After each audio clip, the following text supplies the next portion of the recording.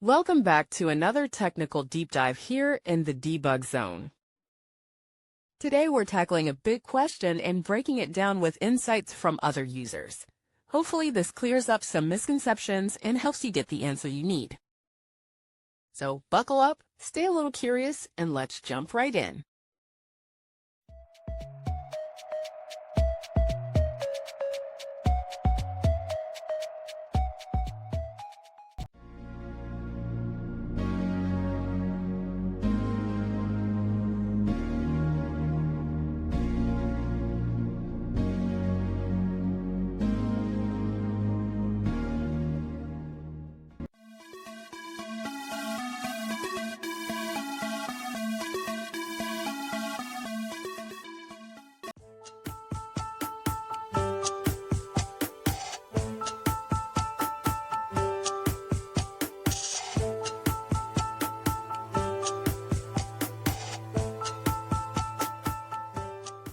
And that's a wrap.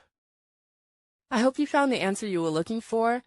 If you did, take a second to hit that subscribe button. It really helps out. And let me know in the comments which solution worked best for you. See you next time in the debug zone.